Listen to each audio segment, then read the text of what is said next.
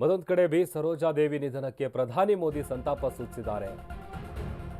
B Sarojadevi ನಿಧನದಿಂದ ಬಹಳ ದುಃಖ ಆಗಿದೆ. ಭಾರತೀಯ ಚಿತ್ರ ಸಂಸ್ಕೃತಿಯ ಐಕಾನ್ ಆಗಿದ್ರು ಬಿ ಸರೋಜಾದೇವಿಯವರು. ಅವರ ವೈವಿಧ್ಯಮಯ ಪ್ರದರ್ಶನ ಅಳಿಸಲಾಗದ ಗುರುತು. ಚಿತ್ರರಂಗದಲ್ಲಿ ಅವರ ಬಹುಮುಖ ಸ್ವಭಾವ ಎತ್ತಿ ತೋರಿಸಿವೆ. ಅವರ ಕುಟುಂಬ ಮತ್ತು ಅಭಿಮಾನಿಗಳಿಗೆ ನನ್ನ ಸಂತಾಪ ಅಂತ ಪ್ರಧಾನಿ ಮೋದಿ ಕೂಡ ಸಂತಾಪ ಸೂಚಿಸಿದ್ದಾರೆ ಟ್ವೀಟ್ ಮೂಲಕ.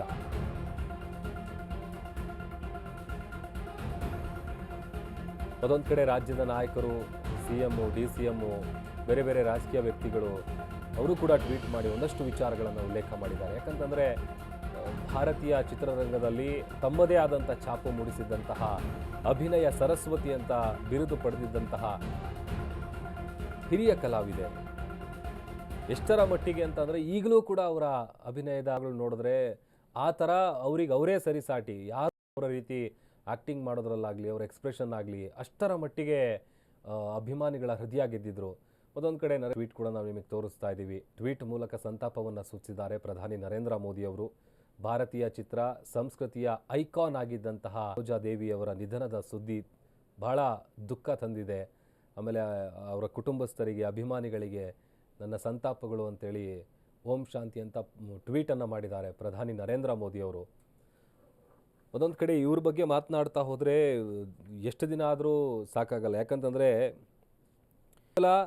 ಸೆಟ್ಟಲ್ಲಿ ಅಷ್ಟೇ ಅಲ್ಲ, ಆಫ್ ದ ಸೆಟ್ ಕೂಡ ಅದೇ ರೀತಿಯಾದಂಥ ನಗು, ಅವರ ಆಮೇಲೆ ಆ ಎಕ್ಸ್ಪ್ರೆಷನ್ಗಳು ನಿಜಕ್ಕೂ ಹಿಂದೆ ಎಲ್ಲ ಆಗಿನ ಕಾಲದಲ್ಲೇ ಪ್ಯಾನ್ ಇಂಡಿಯಾ ಸ್ಟಾರ್ ಅಂತ ಎಲ್ಲ ನಾವೇನು ಈಗ ಕರಿತೀವಿ, ಆಗಲೇ ಅದನ್ನು ಮಾಡಿ ತೋರಿಸಿದ್ರು. 17ನೇ ರಂಗಕ್ಕೆ ಎಂಟ್ರಿ ಕೊಡ್ತಾರೆ ಮಹಾಕವಿ ಕಾಳಿದಾಸ ಸಿನಿಮಾದ.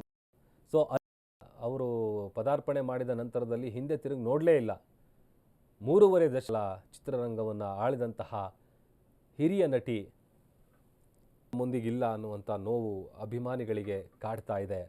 ಮತ್ತೊಂದು ಕಡೆ ಈಗ ಅಂತಿಮ ದರ್ಶನವನ್ನು ಆಲ್ರೆಡಿ ಸ್ಯಾಂಡಲ್ವುಡ್ನ ದಿಗ್ಗಜರು ಎಲ್ಲ ಅನೇಕ ನಟರುಗಳು ಕೂಡ ಬಂದು ಪಡ್ಕೊಂಡಿದ್ದಾರೆ.